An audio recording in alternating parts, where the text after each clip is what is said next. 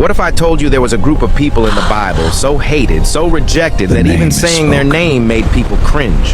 And what if I told you Jesus went straight to them? Stay with me on this, because this story will flip how you see God's love and how you treat others. Today we're diving into the story of the Samaritans, a people that carried centuries of rejection and tension on their shoulders.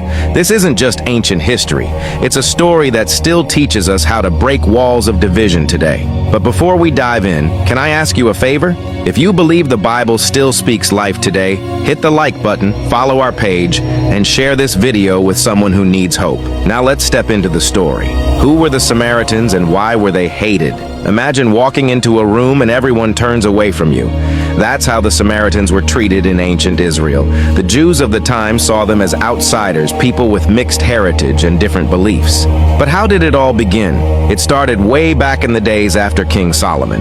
Israel was divided into two kingdoms, and the northern kingdom drifted far from God. In 722 BC, the Assyrians conquered the north, and many Israelites were taken away. Those who stayed behind intermarried with foreigners brought into the land. Over time, their culture and religion became a mixture, and this group came to be known as the Samaritans.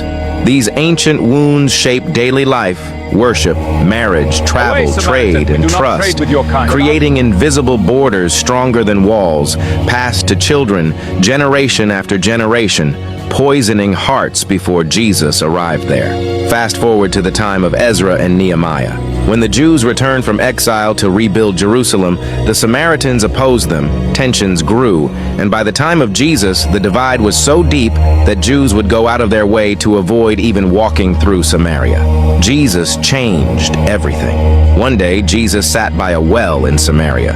A Samaritan woman approached, shocked that he, a Jewish man, would even speak to her. But he did more than speak. He offered her something far greater than water. He offered living water, the kind that satisfies the soul. That moment broke centuries of division. Jesus wasn't afraid of cultural barriers. He tore them down. And that's what the gospel does. It tears down walls we build between ourselves and others. The parable that shook the world. Jesus went even further. In one of his most famous parables, he told the story of a traveler who was beaten and left for dead on the side of the road. Religious leaders walked by and did nothing. But a Samaritan, the very people everyone despised, stopped. He bandaged the man's wounds, paid for his care, and became the hero of the story. That story wasn't just about kindness. It was a bold declaration. Your neighbor includes the people you think least deserve it. What does this mean for us today? Maybe you felt like the Samaritan, looked down on, misunderstood, or rejected. Or maybe you've unknowingly built walls around your heart, shutting certain people out. The story of the Samaritans reminds us that in Jesus, those walls come down. His love reaches every corner and every person.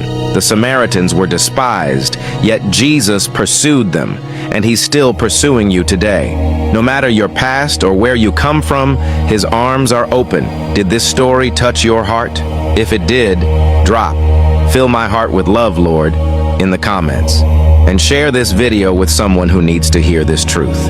And feel free to follow our page so you never miss a story that could change your life. Until next time, may the peace and wisdom of God guide you in every step you take. Amen.